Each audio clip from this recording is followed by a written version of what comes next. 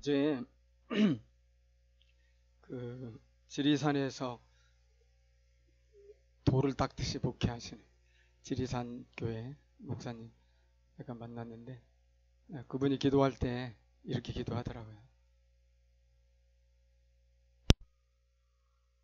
인간의 삶이 입김보다 가볍다는 것을 깨닫습니다. 근데 그게 되게 와닿았어요. 이 서울시에서 최근에 있었던 안타까운 일도 있었고, 또 그분이 지리산 교회에서 공동체를 이루고 있는데 그곳에 또 한 분이 요양 중이란 말을 들었거든요. 근데 그분은 제가 잘 아는 분이에요. 젊었을 때 그 별명이 탱크라고 불릴 정도로 힘 좋고 저돌적인 이런 성격과 적극적인 삶의 자세를 가져서 정말 인생을 열심히 살았던 분인데, 엄청나게 큰 수술을 받고 죽다 살아난 상태에서 그래서 요양하고 계신다는 말을 들었거든요. 위암 사기인가 해서 장기를 몇 개 잘라내고 병원에 갔는데 갑자기 발견돼가지고 잠시 병원 갔다 오려고 그랬는데 다시 오지 못하고 그냥 수술까지.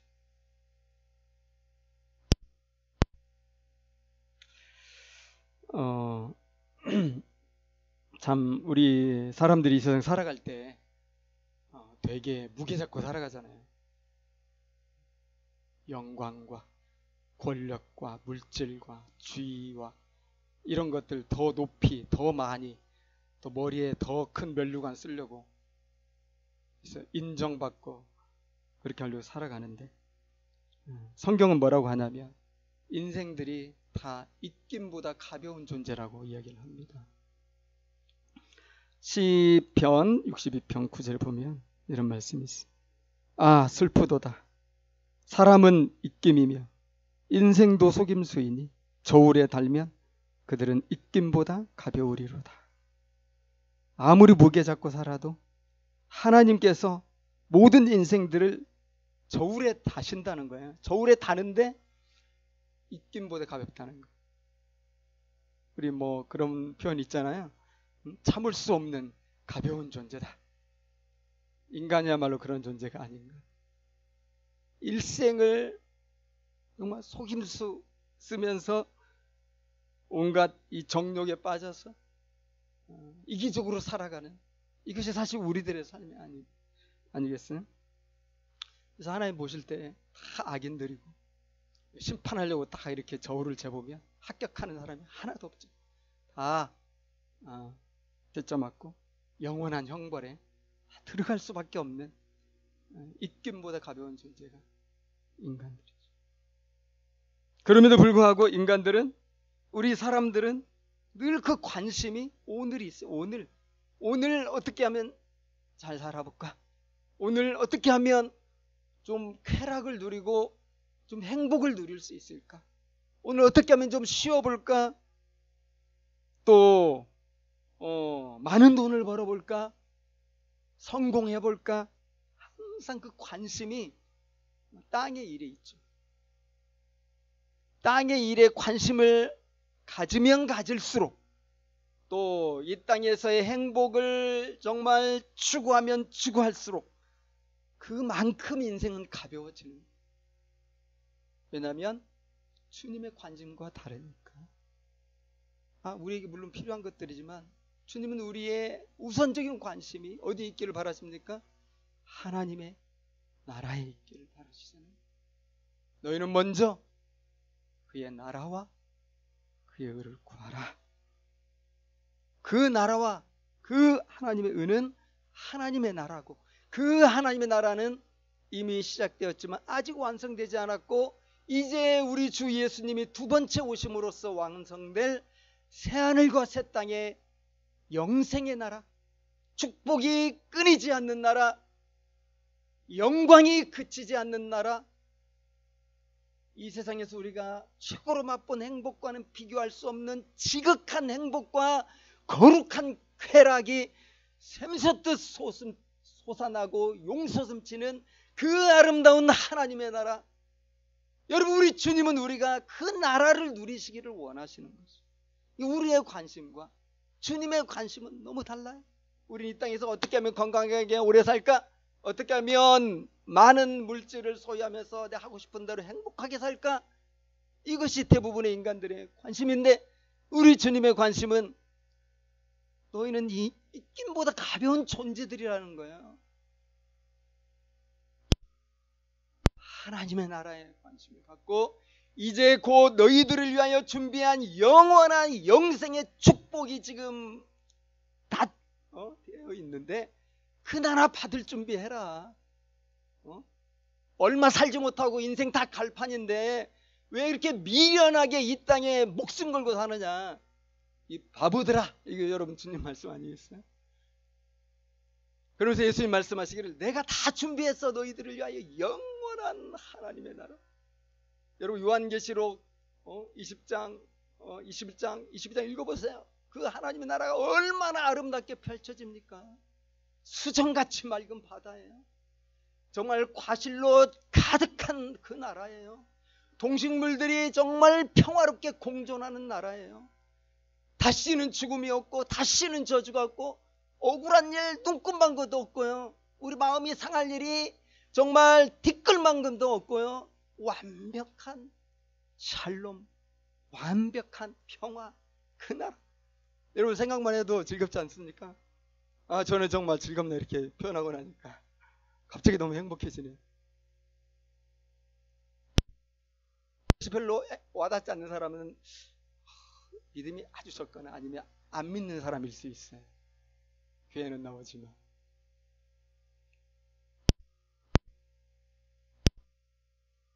오늘 말씀은 사실 심판에 대한 말씀이지만 양과 염소 딱 나눠가지고 양은 영원한 생명을 얻어라, 염소는 영원한 형벌을 받아라, 심판의 말씀이지만 오늘 이 말씀의 이 방점은 심판에 있는 것이 아니라 영원한 구원에 있어요.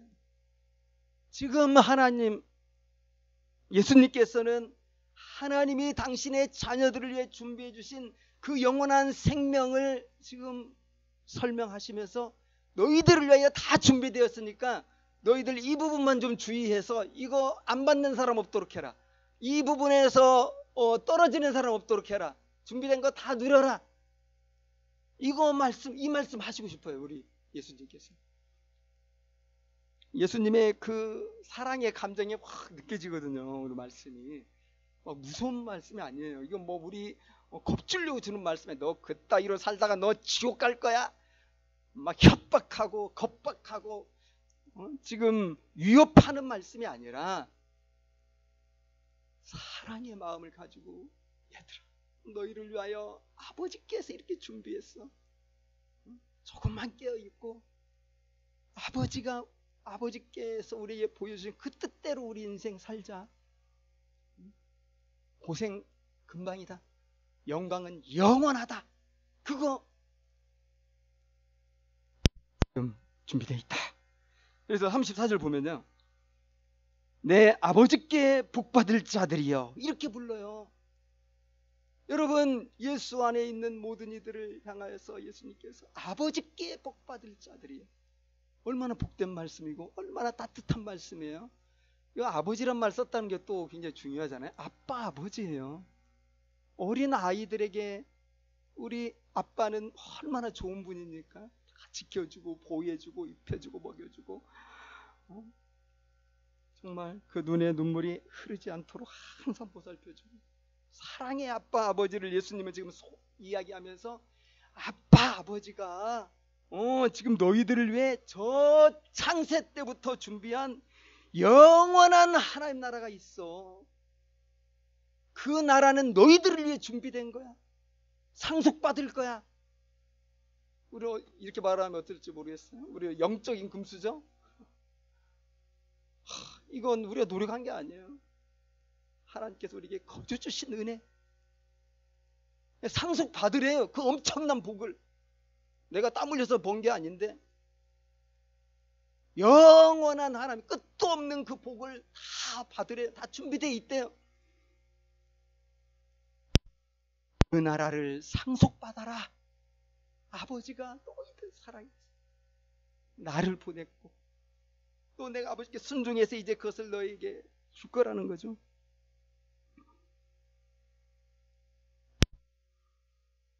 그런데 누가 그 약속된 하나님의 나라를 선물로 받을 수 있을까? 이제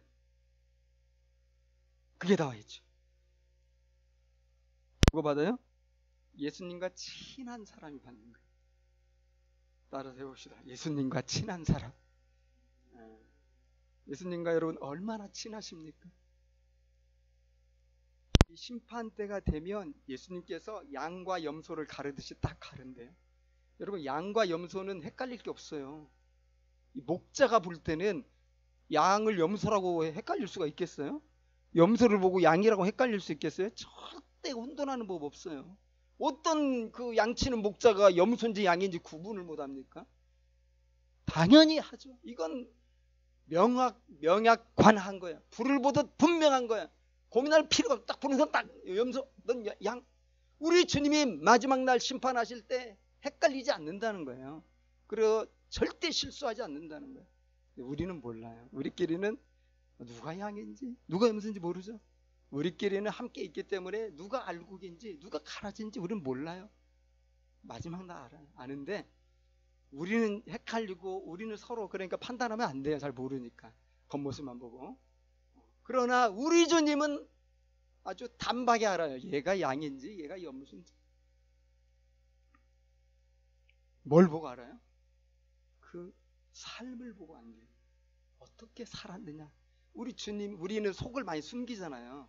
예수님 앞에서는 예수님은 어떤 그 사람도 그에게 속지 않으시잖아요.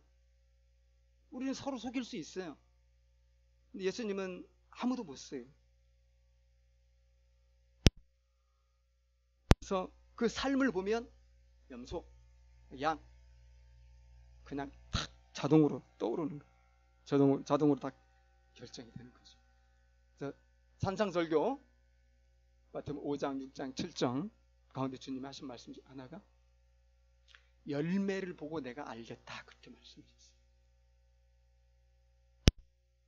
입으로 주여 주여 어떤 종교 행위를 가지고 나는 너희를 판단하지 않는다.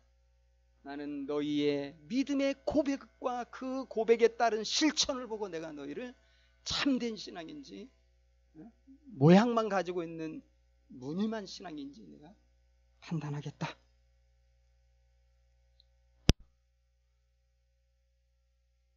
열매를 보고 있다. 근데 오늘 보니까 그건 뭡니까? 사랑의 실천이에요. 사랑의 실천인데 진 사람, 목마른 사람, 나그네, 벗은 사람, 병든 사람, 옥에 갇힌 사람 6종류의 어려운 가운데 있는 사람들인데 꼭 6종류만 가리키는 건 아니죠. 시대마다 상황마다 모양은 다를 수 있어요. 그런데 지금 그들에게 어떻게 대했느냐 이것이 판단의 근거. 근데 그들이 누구라는 거예요? 예수님 나라는 거예요. 그러니까 예수님이 너무 잘하는 거예요. 예수님이 이 세상에 다양한 모습으로 계시는데 예수님이 너무 대접을 많이 받았다. 그런 사람을 대접해 준 사람이 있다. 어떻게 있겠어요? 예수님 딱 보면 정말 나를 진짜 친절하게 대한 성도들은 금방 안다 이거죠. 나를 무시하고 나를 그냥 투명인간 취급하고 나에 대해서 어떤 관심도 보이지 않았다는 거 예수님 왜 몰라요? 다 알죠. 그러니까 우리 편에서는 나 주님 잘 아는데요, 나 뭐 예배 잘 드렸고 나 하나님 아는데요 해도 예수님 편에서 네가 나 안다고? 난 너 모르겠는 걸 하면 끝나는 거예요. 주님과 내가 친하다는 건 뭐예요? 서로 교통한다는 거고 서로가 서로 안다는 거잖아요. 나만 예수님 알아가지고는 이건 그냥 내 주장일 뿐이에요. 누가 나를 알아야 돼요? 예수님이 나를 알아야 돼요. 근데 어떻게 나를 예수님이 아십니까? 이 지극히 작은 자들에게 내가 어떻게 행했느냐, 이것이 그것을 결정하는 거예요. 왜? 지극히 작은 모든 종류의 사람들은 예수님 말씀하시기를 내가 크다. 예수님이 없는 게 아니에요. 지금 이 세상에 울고 있고 고통당하고 있고 억울하게 한 맺힌 가운데 괴로워하고 있고 병들어 있고 이런 많은 사람들이 예수님의 모습을 하고 있다는 거예요. 우리가 그걸 하나님의 사랑과 예수님께 받은 값없이 받은 십자가의 구원의 희생과 그 자비를 우리가 간직하고 예수의 이름으로 그들을 찾아갈 때, 그들에게 옷 벗어줄 때, 내 지갑을 열 때, 내 시간을 내줄 때 주님은 그때 대접을 받는 거예요. 그래, 주님은 그 사람 알아요. 네가 일생에 살면서 네가 얼마나 나에게 잘해줬는지 내가 안다. 너는 당연히 양이지. 영원한 생명, 너를 위하여 상속한 하나님의 준비된 이 하나님 나라 상속해야지. 너에게 내가 예전부터 준비해놨는데 가라.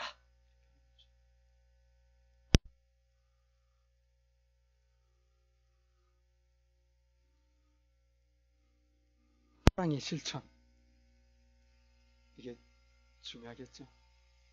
근데 오늘 이 말씀을 보면서 우리가 생각해 봐야 될 게 있는데,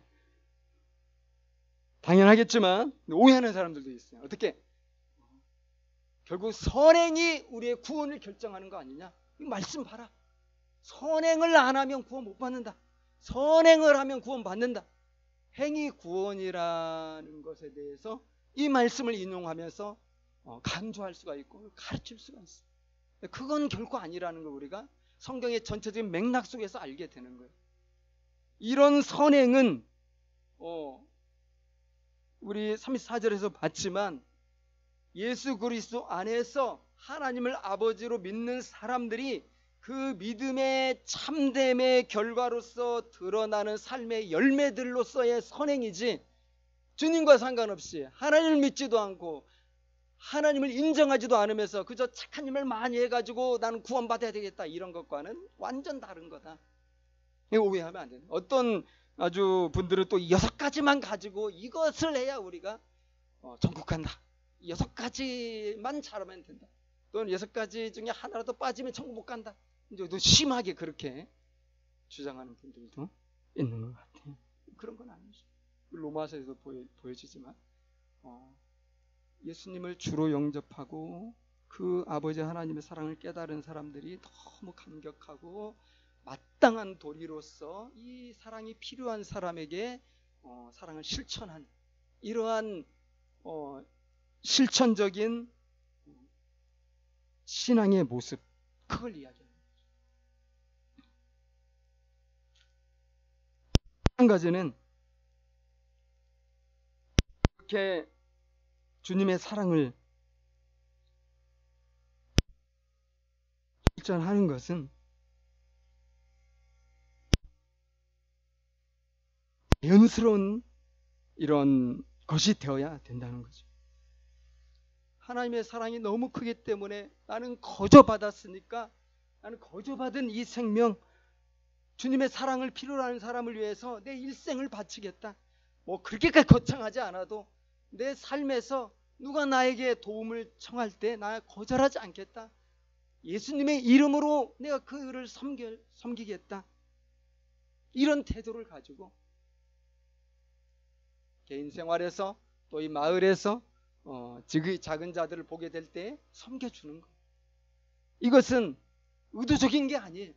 이것은 어떤 세상에서 내가 영광을 받고 칭찬받고 뭐 사진 찍고 아니면 사회봉사 점수 많이 받고 뭐 취직할 때 점수 플러스 얻기 위해서 하는 게 아니라는 거예요.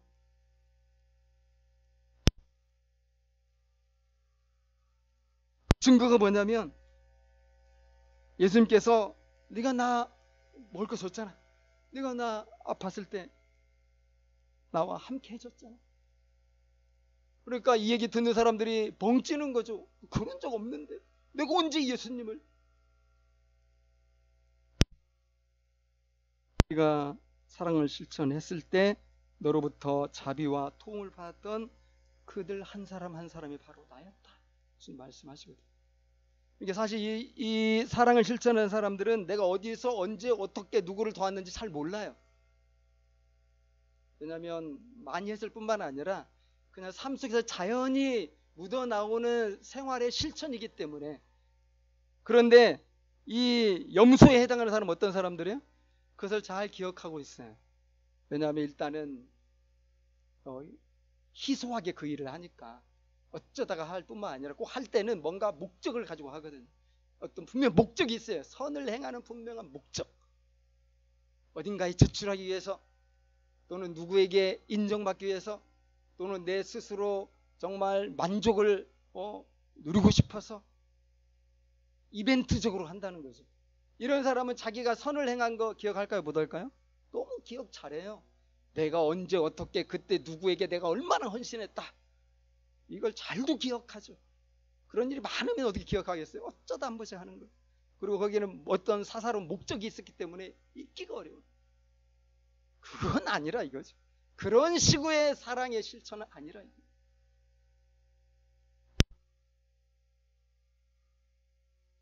또 오늘 말씀에서 지극히 작은 자에게 한 것이 나에게 한 것이다.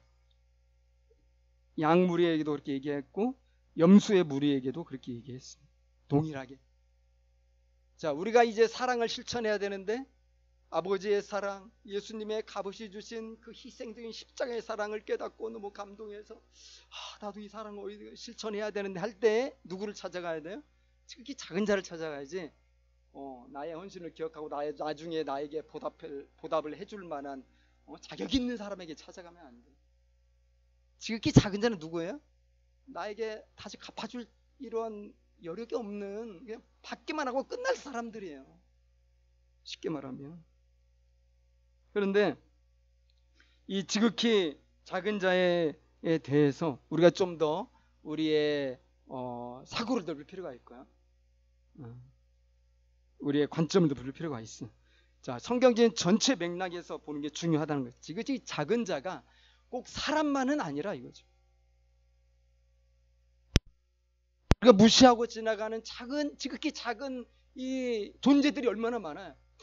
동물들과 식물들과 이 생명체들. 사실 이것도 포함된다고 볼 수가 있어요. 이 오늘 본문에서는 직접적이지 않지만 성경은 어떻게 봐야 돼요? 전체적인 맥락에서 읽어야 되잖아요.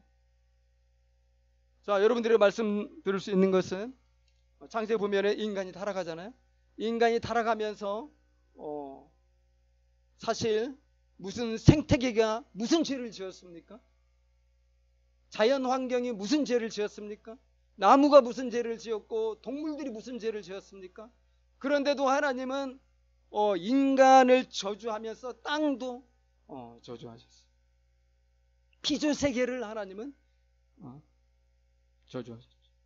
왜 그렇습니까? 그것은 인간과 모든 이 피조세계는 언약적인 연대 가운데 있기 때문에 그렇습니다. 모든 피조세계의 대표가 인간이죠. 인간과 모든 자연 환경과 이 생태계는 다 묶여 있어요. 하나의 운명적인 존재로. 그렇기 때문에 이 땅에 하나님의 나라라는 메시아의 그 나라를 선지자들이 예언할 때에 인간만 구원받는 얘기를 안 해요. 자연 생태계도 복원되는 얘기를 같이 한다 이거죠. 왜냐하면 언약적인 연대, 운명적인 공동체로 있기 때문에 그런 거예요.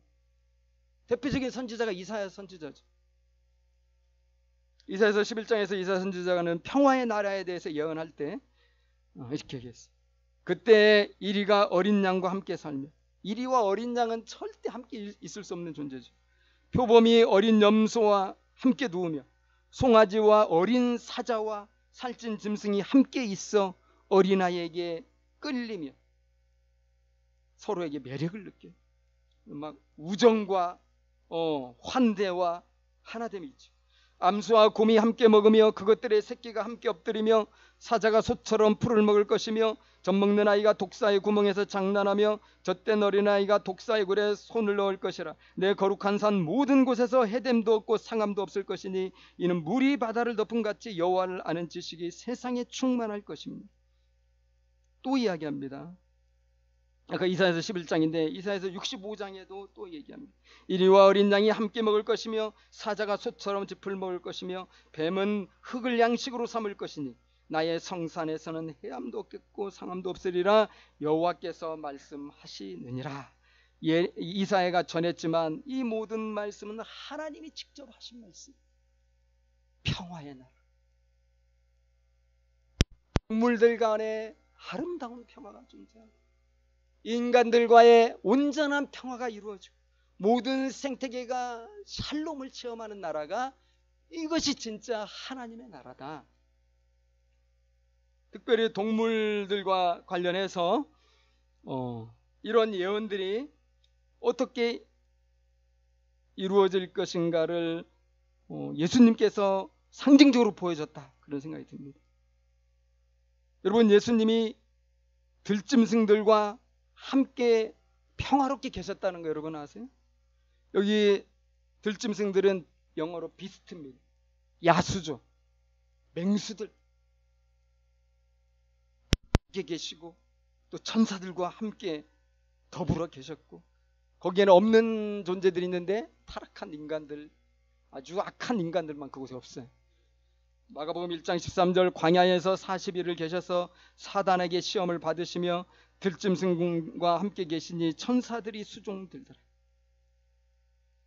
타락한 인간들은 없지만 그 광야, 사실 저주받은 광야, 낮에는 더워 죽고 밤에는 추워 죽을 수밖에 없고 들짐승들이 사납게 왕래하는 무서운 곳, 사람이 살 수 없는 곳에서 주님은 40일을 계셨지만은 왜 문제가 없으셨어요? 평화롭게 공존하신 것, 모든 야수들과 함께, 그 천사들도 함께 새로운 세계가 그곳에 펼쳐집니다. 이에 대한 그 성경 주석을 읽어보니까 이런 거예요. 제가 한번 읽어드릴게요. 들짐승, 헬라어로 데리온은 야생동물을 가리키며 공포와 두려움의 상징이다. 예수께서 사나운 들짐승들과 함께 광야에 거하셨다는 것은 그가 고난을 받으셨음을 말해주는 것이기도 하지만 들짐승과 평화롭게 공존하였음을 시사한다. 이것은 새로운 구원의 시대가 도래하였음을 암시하는 것이기도 하다. 이렇게 얘기했어요. 예수 그리스도로 말미암아 여러분, 아버지 하나님께로부터 우리가 상속받을 그 하나님의 나라는 인간들만 있지 않다. 아름다운 자연 만물이 가득하고 또 정말 멋들어진 우리 동물들, 한때는 야수들이었지만 이제는 같이 평화롭게 공존하는 정말 평화로운 동물의 왕국도 같이 하고, 식물들도 말할 것도 없고 열매 맺는 과실나무가 완전히 가득하고 행복하지 않습니까? 그 나라가 우리에게 주어지기 때문에 우리가 이 생태계에도 선교 사명을 가져요. 여러분, 그 부분을 아주 확실하게 못 박은 사람이 사도 바울 아닙니까? 로마서 8장에서 피조물이 고대하는 바는 하나님의 아들들이 나타나는 것이니 그 바라는 것은 피조물도 썩어짐의 종로로 단 데서 해방되어 하나님의 자녀들의 영광의 자유에 이르는 것이니라. 피조물이 다 이제까지 함께 탄식하며 함께 고통을 겪고 있는 것을 우리가 아느니라. 그리고 함께라는 말 주목하세요. 함께 탄식하고 있어요. 함께 고통을 겪고 있어요. 뭐가? 피조물이, 온갖 생태, 자연 환경, 동물, 식물들이 우리와 함께 지금 신음하고 있다 이거야. 이 코로나19가 사실 결정적인 증거 아닙니까? 이 고통이 뒤틀려지니까 이제 이런 문제가 생겨나고, 우리가 잘 선교하지 못하니까 이런 문제가 생겨나고, 앞으로 더 심한 바이러스도 온다고 그러잖아요. 한강과 언약적 연대에 묶여 있다는 걸 우리가 다시 한번 확인하지 않습니까? 피조물이 다 이제까지 함께 탄식하며 함께 고통을 겪고 있는 것을 우리가 아는데, 그 피조물들이 목을 빼놓고 고대하고 기다리는 것이 있어요. 뭡니까? 하나님의 아들들이 나타나는 거예요. 하나님의 아들이 아니라 하나님의 아들들, 누굽니까? 예수님을 가리키는 게 아니라 하나님의 자녀들을 가리키는 거예요. 바로 뒤에 설명하고 있어요. 하나님의 자녀들의 영광의 자유에 이르는 그날을 고대하는 거예요. 그래서 인간이 이제 주님의 오심으로 말미암아 온갖 모든 굴레에서 해방되고 영원한 자유에 이르게 될 때, 같은 이 운명 공동체로 묶여진 그동안 탄식했던 피조물들도 같이 다 해방이 된다는 거예요. 그러니까 피조물들의 입장에서는 인간들이 빨리 자유의 해방에 이르는 걸 고대한다.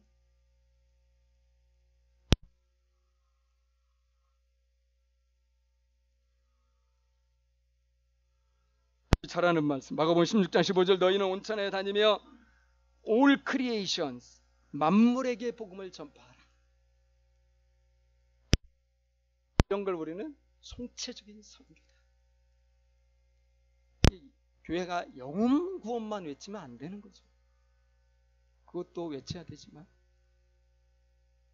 송체적인 선교를 말해야 되죠. 이것이 성경의 가르침. 주님이 우리를 위해 준비하신 선물이 총체적인 하나님의 나라, 새하늘과 새 땅.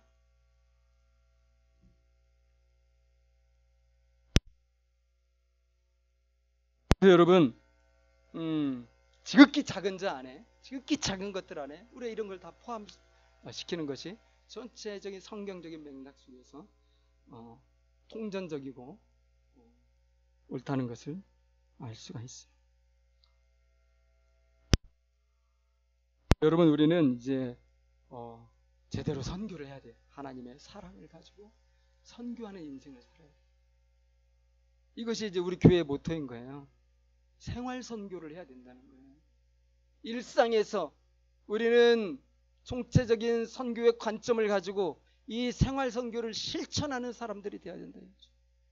여러분, 코로나19가 또 최근에 정부에서 행정명령을 내리면서 모임 갖지 말라 하는 이런 것들이 우리에게 안타까운 면들이 있고 좀 억울한 부분들도 있을 수 있겠지만은, 우리가 조금 더 다른 관점을 해석해 보면 우리를 향해서 제발 좀 변하라고 하시는 하나님의 그 큰 음성으로 우리가 들을 수 있는 거예요. 너희들 지금까지 교회 중심으로 그 교회에서만 잔뜩 모여가지고 도대체 뭐 했냐 이거죠. 그 예배는 내가 받을 수 없는 예배라는 거죠. 하나님 예배를 좀 해주고 계세요. 뭐 하라는 얘기입니까 지금? 세상에 소금이 제대로 되라는 거예요. 세상에 빛이 제대로 되라는 거예요. 근데 그동안 잔뜩 모여만 있었단 말이에요. 모여있으면 이게 소금이에요? 독이에요? 소금이 한 뭉치 있어봐요. 거기 아무것도 안 자라나요? 독이지 그게 소금이에요. 흩어져야 소금이 소금인 거예요. 흩어져서 녹아야죠. 빛도 마찬가지예요. 빛이 한꺼번에 있어야 눈 멀어요. 빛도 이렇게 흩어져서 친화적으로 존재해야 우리 삶에 도움이 되는 거지. 한 곳에 빛이 모여있으면 어떻게 돼요? 다 눈이 멀어요. 큰일 나요. 주님은 참 코로나19를 주신 건 아니지만 이런 상황을 합력해서 주님은 선을 이루시고 우리에게 가르치기를 원하시는 저는 생각하고요. 그 첫 번째가 생활신앙을 가져라.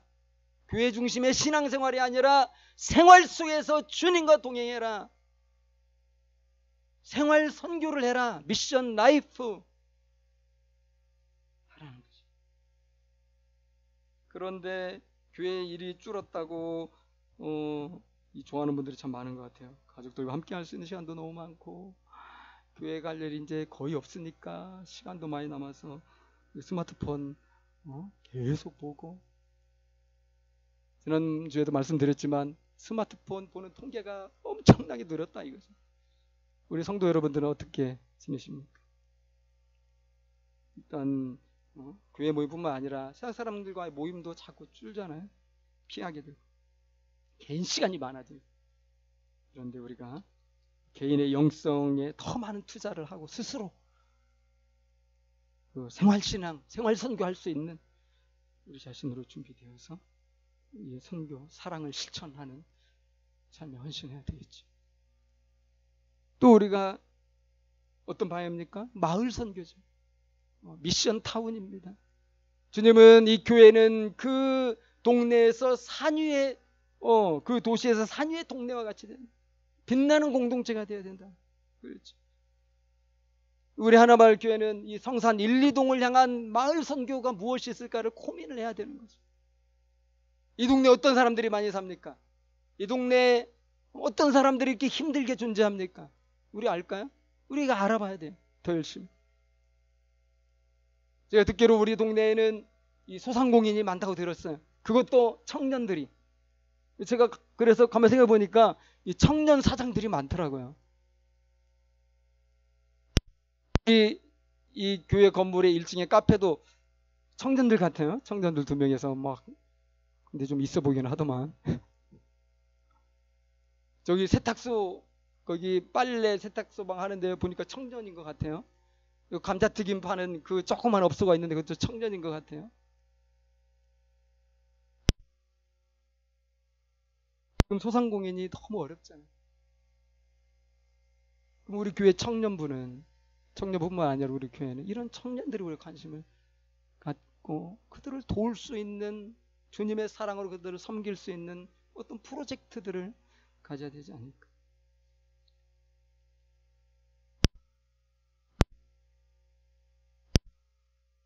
경기도 화성인가요? 거기에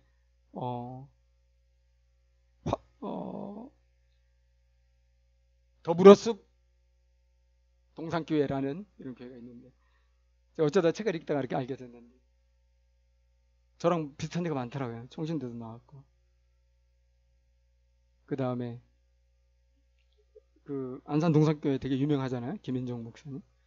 거기서 오랫동안 부목사로 사역하면서 뭐 내적 치유라든지 뭐 성령의 사역이라든지 또 어떤 목회 기획이라든지 이런 걸 제대로 경험했는데 근데 이 목사님이 다른 게 뭐냐면 대학원 시절부터 이렇게 사회학과 인문학에 그렇게 관심이 많아가지고 어떻게 하면 복음을 그렇게 적용시킬 수 있을까 여기에 대해서 그렇게 많은 책들을 읽었더라고요. 그러더니 10년 전에 이 교회를 개척해가지고 시작을 했는데 그 교회 이름에서 볼 수 있겠지만 이 교회는 선교적 교회를 표방해요. 그래서 하나님의 선교, 우리가 말하는 총체적 선교 이걸 다 이해하고 있고 그 이해할 뿐만 아니라 실천을 하고 있더라고요. 우리가 다른 점이 있죠. 일단 저보다 많이 훌륭한 것 같고 그 다음에 우리 이제 여기서 간판 내걸고 시작한 지 한 2년 됐는데 거기는 벌써 10년 됐고 우리 이번에 코로나19 막 한참 힘들고 막 지금도 그 상황이지만 우리 교회가 과연 코로나19 시대에 이 지역에서 선한 어떤 선교를 한 게 뭐 있나 보면 아무것도 없더라고요. 근데 그 교회는 보니까 탁월한 사역을 했더라고요. 아, 이 어려운 때 우리 교회가 뭘 할 수 있을까를 고민하는 거야. 집사들과 운영위원들이. 그러니 결국은 오늘 정부에서 1000마스크도 된다 하니까 바로 저거야 해가지고는 재봉틀이라든지 마스크를 만들 수 있는 도구들을 사가지고 교회에서 1000마스크를 만들기 시작하는 거예요. 그리고는 이 마스크를 사지 못하는 외국인 노동자 얼마 많아요. 마스크를 사지 못하는 사람들이 의외로 많은데 그들을 섬기는 거예요. 거기서 그들이 하나님의 사랑을 느끼죠. 당연히 그렇게 고생해가지고 마스크 만들어서 자기들이 그냥 주니까. 그런 일을 하는 속에 하나님께서 일으키시는 여러 가지 많은 기적들이 있더라고요. 그분이 쓴 책을 읽어보니까 저는 되게 부끄러웠어요. 야, 우리 맨날 뭐 선교 뭐 총체적 선교 말은 번지르르게 하는데 입으로만 주여 하는 것 같은데 하는 것 같아서 실제 행하는 게 없어요. 이렇게 물론 이제 엄마 아빠들 뭐 공동육아 대안학교 너무 소중하고 이것만 해도 사실 너무 지치지만은 또 우리 교회 전체적으로 우리가 할 수 있는 일도 있을 텐데 그걸 못했더라고요. 그래서 이 마을 선교는 우리의 사명이 작은 자를 찾아서 사랑으로 섬겨야 돼. 또 우리가 교회 방향이 바로 말씀드린 것처럼 생태 선교, 미션 에코, 생태 선교로 우리가 나가야 되겠죠. 이 코로나19 상황으로 말미암아 지금 이전에도 그랬지만 더 부각되는 주제가 바로 생태 환경이잖아요. 코로나19의 원인을 없애야죠. 그래서 만민이 잘 살 수 있도록 우리가 예수님의 이름으로 섬긴다면 얼마나 하나님께 큰 영광이 되겠어요. 생태성결을 우리가 안 할 수가 없는 거예요. 근데 우리 감사하게도 우리 집사님들 중에 이런 일을 지금 하고 계신 분들이 계시거든요. 이런 것들 더 알리고 또 우리 할 수 있는 일에 같이 참여하면서 우리가 뭐 크고 위대한 일을 하겠다는 게 아니죠. 작은 실천을 생활 속에서 할 수 있는 거 하는 거예요. 오늘 여기 영생을 상속받을 사람들의 행위를 보면 뭐 큰 위대한 일을 한 게 아니잖아요. 그냥 생활 속에서 마을 속에서 총책 선교한 거예요. 주님의 사랑을 가지고 만나는 사람. 어디 막 찾아가서 뭐 했다거나 뭐 그런 거 아니거든요. 일상에서 우리의 사랑을 필요로 하고 우리의 관심을 필요로 하고 이런 사람들을 기꺼이 돕는 거죠.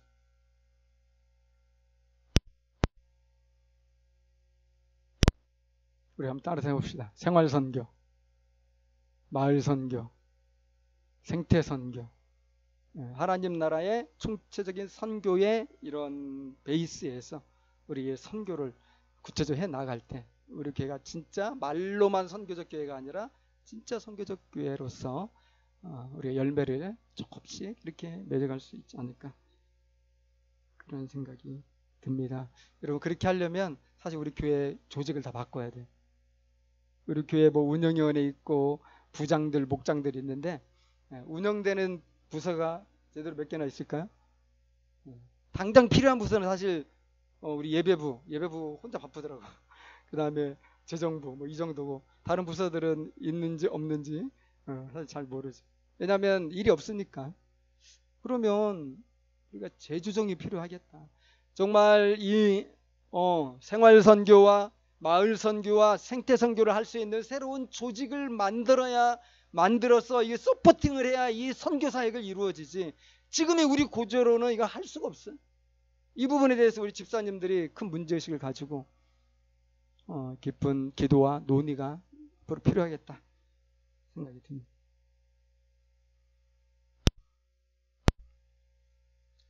결론을 맺겠습니다. 여러분 오늘 말씀은 누구에게 주시는 말씀입니까? 오늘 말씀은 하나님 안 믿는 사람들에게 주시는 말씀이 아니에요. 분명히 이야기하죠. 양으로 축복받은 사람들도 주여라고 부릅니다. 염소로 저주받은 사람들도 주여라고 부릅니다. 주여 주여 하고 있어요 지금. 결국은 교회를 말한다고 보면 돼요. 교회 안에는 여전히 염소와 양이 섞여 있고 교회 안에는 가라지와 알곡이 섞여 있어요. 근데 우리는 몰라요 서로. 또 다 우리는 잘 숨기는 데 선수들이기 때문에 예수님은 다 아신다 이거지. 누가 양인지 염소인지 마지막 날 눈금만큼 실수도 안 하고 한순간에 판명이 된다는 거죠. 오늘 우리가 각성해야 되는 것은 주여 주여 부른다고 다 구원받는 게 아니고 다 하나님 나라 상속받는 게 아니다. 산상설교에서 주님 말씀하신 것처럼 입으로 주여 주여 하는 자마다 천국에 들어가는 것이 아니고 아버지의 뜻대로 행동, 실천, 섬기는 이 사람이 하나님의 나라를 상속받는다. 이 분명히 얘기하셨거든요. 근데 우리의 관심이 입김보다 가벼운 이 인생들의 관심이 나와 내 가족에게만 있으면 망할 가능성이 얼마나 크겠어. 넓혀서 주변을 돌아봐요. 그리고 마을을 돌아보고 또 생태 환경을 돌아보면서 이렇게 작은 자를 무시하지 않고 아니 무시가 아니라 적극적으로 사랑을 실천할 수 있도록 내 삶의 패러다임을 바꾸고 우리 교회의 패러다임을 바꾸고 이것이 우리가 창세로부터 약속된 영원하신 그 하나님 나라를 상속받을 수 있는 이런 모습이죠.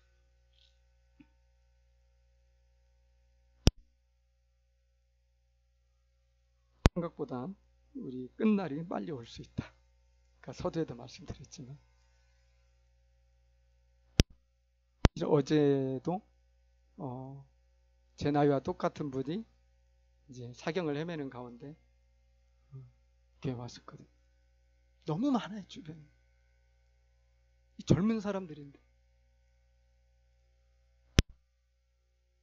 그래서 이 세상은 영원하지 않는다는 게 다시 한번 생각해 주시고 우리 주님의 관심은 우리가 이 땅에서 잘 먹고 잘 사는 데 있는 게 아니고 하나님이 창세 때부터 준비하고 예비해서 참 영원토록 아름답게 만들어둔 그 동산이 있는데 제발 그거 다 받길 바란다. 이게 주님의 관심이거든요. 그래서 우리는 그날을 기대하면서 오늘을 살아가는, 성계적으로 사랑을 실천하며 살아가는, 이것이 우리의 정체성, 교회의 존재 이유가 될 것이라고 생각합니다. 우리 함께 기도하겠습니다.